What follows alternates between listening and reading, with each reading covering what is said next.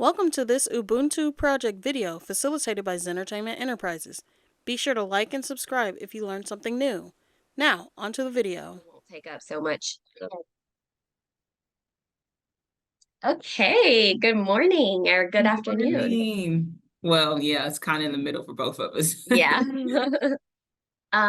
We are, I'm Melissa Kavanaugh, and this is Danielle Washington, and we are coming together to be able to kick off this Talk Therapy Tuesday and Thursday series. And we're super excited to be a part of this initiative and just building awareness on mental health and Yeah. all of the things that kind of go in it. Yeah, I'm super grateful to share space with you, and also to be a part of the initiative, and excited about this conversation. Yeah, yeah. So everybody that's tuning in today, Danielle and I both work in a very similar space. And we both are super passionate about mental health and the effects that different traumatic experiences can have on us. And so we got introduced through this program and this initiative, and we realized that we had something in common in grief and in our life experiences, different ways, but coming together. And we're going to talk about that today. So Danielle, why don't you tell us a little bit about yourself and what's going to be our overarching theme for today? Yeah, so again, I'm Danielle Washington. I am a certified wellness coach. I also work full-time in education, as associate director of counseling. I'm a mother, I'm a wife. I consider myself still a twin mom, but the purpose of our conversation today is, navigating parenthood after loss. I had my first child in 2018, my first set of twins in 2018, and twins run in my family. So super excited to be pregnant with twins. And sadly, I lost one of my twins. So today's conversation is really going to be about like how I'm standing after that, where you can find me, and how I navigate mental health, with, the realities of loss. Yeah. Yeah, and I know that talking about these things in a on a platform that's being shared with the public can sometimes be difficult, and so I know that I'm just super appreciative that you're willing to share your story and talk about it and build awareness and show other people that it's also okay to open up and to be vulnerable, because I think that that's where a lot of healing comes. So I'm super appreciative to be here and to be sharing this space. So Thank you. I um appreciate your willingness to collaborate and just yeah, to have authentic conversations. We all arrive at this place at different times, right? And while I'm yeah, here, it's still a journey. I'm still walking it every day and just, learning to accept it and in some ways be okay with it. yeah, yeah. Well, why don't you tell us a little bit, Danielle? I know that you've created a community and you've created a business, and I Yeah. think the name is Style and Grace. Yeah. So the name of the business is Style Times Grace. And I've loved style and fashion and all of those things since I was a little girl. And after the loss of Grace, I really was in the midst of how do I heal from this? How do I grow from this? What does this mean to me in my life? Right. And then also at the same time, how do I show up to be a mother um to her sister? And I think in the midst of that, I birthed Out Times Grace in honor of her. And it started off with me selling wellness products, which is the Healing Box. And it is a composition of sage and a journal and body oils and candles to really release and cleanse your space. So it started from that. And it's really branched into more of me coaching clients around healing and abundance and leading community classes. And then also doing some facilitation with corporate around wellness. So I think, when you originally start a business, you have this vision forward, and then of Yeah, course it starts to expand and evolve. it starts creating a mind of its own almost. Yeah. Exactly. So I'm super grateful for where it started off at. in 2020, and now 4 years later, it's really kind of like just transition to more align with who I am right now and how I'm showing up, you know.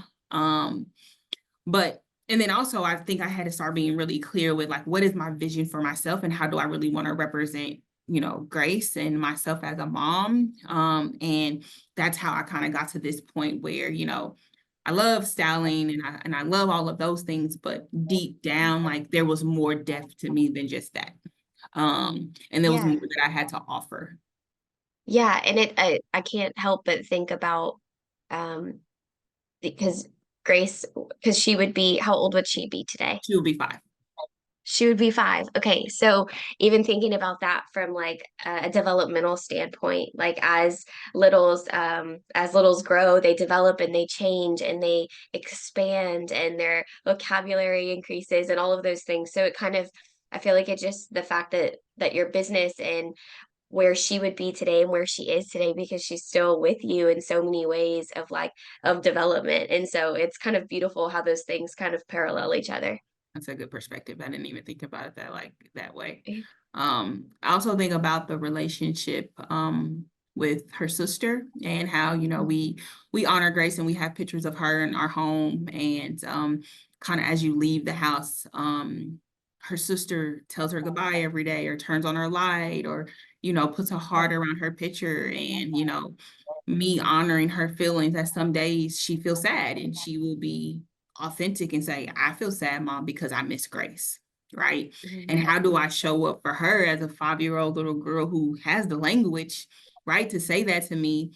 And sometimes I may feel sad too, you know, and like as in Yeah. motherhood, it's like kind of like ebbing and flowing from, you know, sometimes, you know, our needs are present and our needs are also present within our children.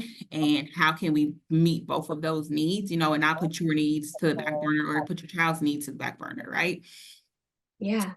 So that's a new dynamic that I am now trying to navigate. Navigating. Yeah. Because I mean, you know, she tells her teacher, she tells her friends, like, yeah, I have a sister Grace, you know, and they're trying to understand that, right? And I'm very clear with people who she shares space with, like, that is a present in her life, and you know, she will show up and she will share that. And my hope for you is just to respect that and honor that when that comes up for her. Yeah, yeah. And I imagine as you're going through this journey with her sister and showing up in your own grief, but also holding space for your daughter who is grieving, there's gonna be, like you said, that there's gonna be those ebbs and those flows, like that up and that down. And I guess one of the things that I'm wondering, and I'm sure people that are watching today are wondering, is how does that look like for you as a parent? And how does that look like for you as a wife Yeah. and someone that's showing up? I mean, you've got all these roles and an educator and all of these things. So what does that look like? And I guess what's your perspective on how your grief has evolved over the last 5 years? I would say year one, I was very angry, you know, angry with doctors, angry at my husband, angry at myself, angry at my mother, you know, in all transparency. I was just angry. Like, why would this happen? Who, you know, why would someone allow this to happen to a mom, you know?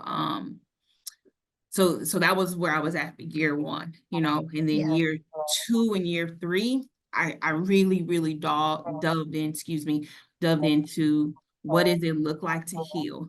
You know, for me specifically, is that church, right? Is that healing practices, right? So I got really, really focused in wellness and taking care of myself and being more self-aware of how I'm showing up, right? And not making excuses for how I'm showing up or how I thought people should show up for me during the loss of my daughter. Um, and I think when I started to be more introspective of myself and not really focus on other people and what they were doing, I think that my healing and my grieving started to evolve um quite a bit much, you know. For about 2 years straight, I would work out at 5:30 every day, right? And I would set that boundary, like no matter what, I'm going to the gym on these particular days, and this is what I'm doing to show up for myself. And I mean, that was rocky at that point because our daughter was a young toddler, and my husband's like, "Wait, what?" Like, you know, she's searching the What are house. you doing? Yeah, like she wants to see you, and I'm like, "No, I have to go to the gym. Like, I have to release this," you know. Um, And that was a point in time in my life that I'm very proud of, and now, I'm not doing that anymore. And now I'm really more so like focusing in on journaling or taking nature walks for myself. So I think, wellness is such it's a large scope of things that you can do to tap into, and I didn't want to just hone in on one thing. So now I'm just exploring all different types of things that allow me to grieve through that process. But for me, I just started to be very comfortable with myself. And not having to rely on conversations with other people, rely on company of other people, even as a parent and as a wife. I think that there are times where I'm like, hey, I need to go do this on my own by myself, right? Yeah. And I'm happy to have a partner who respects that, right? And also I have to respect that he's grieving as well. And like, how do I honor that? And how do I show up for him? Because we grieve at different times. Yes. Yes. And I mean, it sounds like, and I think that like my brain kept going to, it's just like the pendulum swing Yeah. of what grief is, and there's no rule book for it. And it sounds like a common theme that I'm hearing in what you're saying is honoring how you needed to grieve Yes. in those moments. Whereas like in the beginning, it looked like you having a strict like active like working out and showing up for yourself early in the morning, but then that evolves too. And not I guess not being hard on yourself Yeah. for that, and not shaming or guilting yourself for doing what you need. And even now, like journaling and going on nature walks and like, and being able to be present in nature and allowing that to help you heal. Like it's okay that that looks different than it did at say year 1 or 2. Right. And also it's okay that you were angry. And I think that that's something that when we experience grief, and you and I talked about this a lot, is that you don't always know where it's going to come from or how it's going to show up. So being able to be open to that, I guess. And I love like you said your husband shows up for you, and you also show up for him. So when you're like the two of you kind of going through this experience together, what do you Mhm. think that y'all learned through this as a couple and as Ooh. parents? I mean, I can remember after I delivered, and I didn't share this part, but I delivered Yeah. at 5 months. I was 25 weeks. Had no idea that, I was getting ready to deliver. I had some pain. I called my husband. I was out shopping for my baby shower with one of my good friends. And I was like, I feel weird. And she didn't have kids. She was just like, oh, you're fine, girl. Like, let's go relax. I'm like, yeah, you're right. I You called my just husband. I'm like, pregnant. yeah. I called my husband. He was like, maybe we should call the nurse. I was like, we're good. He's like, no, I think we should call the nurse. Call the nurse. They were like, yeah, we think she should come in. I got there. I was 5 centimeters dilated. Still no idea. And they were like, yeah, we're delivering tonight via C-section. And I told them, I was like, yeah, no, we're not. Like, this is way too soon, Yeah. And luckily my brother's a doctor. So he kind of like, my husband called him like, hey, you need to talk to your sister because you know how she is and she's telling the doctors no. And I Like I definitely will told them be in that, control. yeah, I try to find a way to be in Absolutely. control, and that didn't work. Yeah. And so we went through the obstacle of, delivering 2 babies, going to the NICU, and they were both fine. We were both just grateful and bliss at that moment, right? Not knowing the storm of what was ahead of us at all. No idea. We actually still had a baby shower after that, which was really weird because there was no babies, right? Right. We went to the NICU after that, and it slowly but surely things started to change. But I don't think that we did not have the support system, nor did we have the knowledge, right? Both things were true. But we had each other, right? Mhm. And I that experience, has really shaped our marriage and our friendship, right? And we were able to kind of, at the beginning, it was really rough. Just learning like what does showing up look like for each other. And we're experiencing this completely differently, right? So I immediately got into therapy. Yeah. And I worked with a therapist who to this day, I feel as if she changed my life, and it came with me pushing back a lot on her and my mindset and my views on how I was seeing this journey unpacked, Yeah. of So, I think at every step, when I think about like where my husband and I are now, we've just welcomed our third child. Um, I think that we've learned to meet each other where we're at with respect, right? And that Yeah. we've both evolved from who we were 5 years ago when we experienced loss and who we are as parents now, right? Right. And us being very candid and transparent with where we're at. And for me personally, I learned to not take things personal, right? I think it's really easy in a marriage and when you're with someone every day to think that they're doing this because it's about me, when really in Mhm. reality, it never is about me, right? Yeah. So when I released that things were about me, we got so much closer. We were able to very, very much so be there for each other. Mhm. And I think as a way we've been able to navigate loss and grief together. And Yeah. if it's one of those days where I can notice like, hey, you feeling okay? And he'll say, oh, I really miss, Grace today. And I'll say like, hey, you think you should go meditate? You think you should go take a walk? I can do the kids tonight. We're very okay with, you can do this and I can do that. Like just having those conversations and moving through them and not questioning one another. Right. Yeah. Um, so I think that's a way in which, we have been able to sustain loss as a married couple, and I don't sit here today and say that there weren't a lot of hard nights put into it, a lot of Yeah. tears, a lot of angry conversations, a lot of therapy sessions with one another too. Yeah. But I think no one understands what we've experienced but each other. Right. So, Right.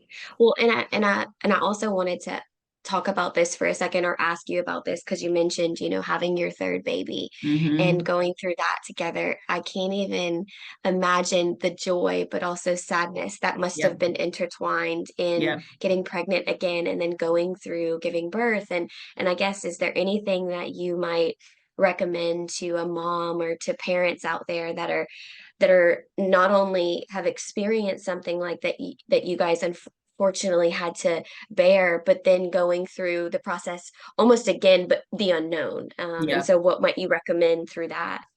I would say, my son is 15 months now. And this experience has been completely different than my twin experience, thankfully. And I would say that this time around, I got extremely knowledgeable about what I wanted for my pregnancy. I got extremely knowledgeable about what I wanted for me bringing him home to look like, right? And I started to trust myself and what I wanted and how I wanted things to look and how I wanted to show up in that process. And not in a controlling way, but more so going with, I know I'm prepared and I know what's best for my baby. And I Mhm. went with doctors, I went with a doula who heard me and supported my vision, right? And at any point, if those things weren't true, I was ready to pivot and go in another direction. And it wasn't personal, it's because I know that I need to do what's best for me and my family. So I would say to any woman, who is considering having a child, or is trying to conceive after the loss of a child, I would say that intuitively, women know what's best for themselves and for their babies. And if you feel as if you don't know, I would say seek a therapist and then seek resources that allow you to feel informed so then you can make informed decisions. Mhm. And I think for me that has been very transformative. And, Mhm. I was absolutely scared, of what if, right? And then I also had to release the expectations of it could be better than I even imagined. And that was this pregnancy. No struggles, beautiful, my son is something that I couldn't even imagine, right? I never even thought that this would be possible, because my husband and I said, oh, we're done after that experience. Like, oh yeah, we're not doing this again. Right. Yeah. But I honestly, I'm a very spiritual person and I ask God, like, hey, whatever it is that you want for my life, then you move me in that direction and I'm here for it. And with that, he moved me in the direction of being pregnant again. And Yeah. I feel very blessed for that, for me to have opportunity to be a mother again, but I know that it takes time to get there and it's not easy. And I don't want to portray as if it is, but I think being very discerned in who you are and identifying what that looks like. And that's what I had to do. And now I feel a lot more confident. And I didn't have the resources or the knowledge 5 years ago, not even close Right. to who I am now and those Right. things, you know. And I think too, I never even explored the multifaceted issue of, you know, women and their babies, of women of color dying and their babies dying. Like I never knew those data points, you know. And now obviously I'm an advocate for that. And now, you know, I push people of color to really just look at and make sure you have a team who really believes in you and what you want to do. Yeah, I think you took the word. I kept hearing advocate and Yeah. advocate and advocate and advocate, and I think that that's something that I encourage my clients to do all the time, whether it be, you know, a teenager or an adult or a parent, and you know, reminding them you have the right to advocate for yourself. Yeah. And I think you hit the nail on the head. In order to advocate, you have to get educated too. And so I think that that's a huge piece of this. And it sounds like you, like, diving into this education and advocating was so empowering for you and your husband and for your family to be able to heal through all of this pain and grief. It Yeah. sounds like that was like a propeller for you guys. Absolutely. And then just, you know, I think again, I'll circle back. Like when I started Style Times Grace, I wanted to do something to honor her. And now looking back on when I started it and where it is now, it really connects with, you know, wellness is such a big piece of our everyday lives and should be, right? On so many components of, you know, what we put in our body, right? How much time we're spending with our bodies, how much time we're spending in solitude. It's such a big of component of healing. And there's so many layers of healing, you know, and identifying what works best for you, because what works for one person won't work for the next. And it was a outlet for creativity to release some of the pain, right? Yeah. And of course, it still exists, and there are small memories that come up that, or I'll see twin girls, and of course, I think of what the possibilities could mean for me. And I said this to the conversation to you earlier, well, not earlier, but when we spoke last week, was, you know, I have to also respect that Grace had a different choice for her life and that she wanted differently, right? Mhm. Because if she wanted to be here, she would be here, right? And I Yeah. truly believe that that we have to respect where people want to be and what they want to do, right? Even if it doesn't fit right with what we wanted, or if it doesn't align with what we want, you know. Yeah. And that came to me, you know, maybe 2 years after, you know, she left us.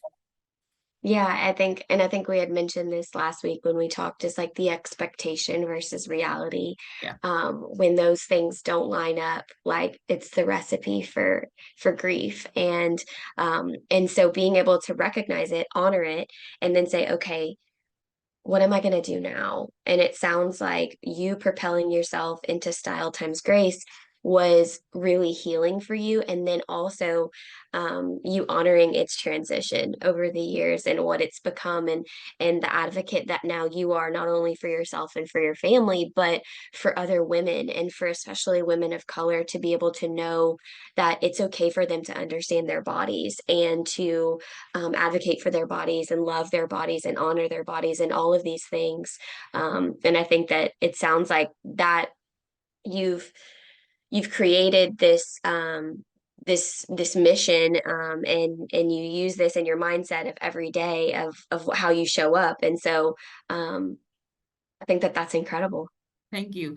And I want to say this before we close out. I think, you know, maybe our viewers and our listeners may not resonate with the loss of a child, you know, but I know that a lot of us are grieving different things, you know, whether that's grieving a life that we thought, you know, grieving a partner, a relationship, a parent, you know, there's so many ways in which people grieve, you know, a friendship, you know. I would say take time to process through that on your own, right? And then obviously seek support, whatever you may identify as support, and then seek information so then you can show up and make decisions, because in some ways we are all grieving, you know, different things in our lives. And, you know, my story was more so about, you know, the loss of my daughter, but there are other aspects of things that I have grieved, you know, and I take the practices of just really being able to educate myself to make informed decisions and let go of expectations, right? Expectations of others or expectations that I have of myself. And I'm not trying to climb and reach this ideal self, because I do believe that we all show up and we're already good enough. And if we can all start to believe that, then I think that, as we go through the healing journey and as we think about therapy, more people would be willing to, partake. Yeah. Yeah, I think you're exactly right. And so for I guess a closing thought, and I know we're kind of in that space for coming to a close today. Um I guess, like, what would you like to, in one word or two words or maybe three words, like what would you like to impart on everyone that's watching today in this series, and what are you hoping that they can get out of it? One, I want to thank you guys for holding space with us as we go through our series. It's been a privilege. And I would say one thing I would leave our listeners with is just keep looking up. Things have a way of changing in ways that we could not even imagine or expect it. And be very clear in the moments that you are in right now. I hope as you navigate our therapy sessions that they resonate with you, that you can find solace in them, and that you can find hope and joy in them as well. It's been great having a conversation with you. Again, I feel honored, and I hope that you guys enjoy the rest of our sessions. And I can't wait to speak with Melissa about hers, and you'll be hearing from us again. Yeah, and I just and to wrap that up too is, Danielle, thank you so much for sharing your story and being open and vulnerable and honest and raw and all of the things that come along with this healing process. I think that it's so helpful that we can have these conversations and people can learn from your path. And so I'm just appreciative to be here, and I'm so excited for the rest of your Tuesday Talk Therapy Tuesdays to be aired. And yeah, we'll be talking again soon. All So right. thanks, everybody. Bye. Please be sure to like and subscribe and hit the notification bell to know when we upload a new video.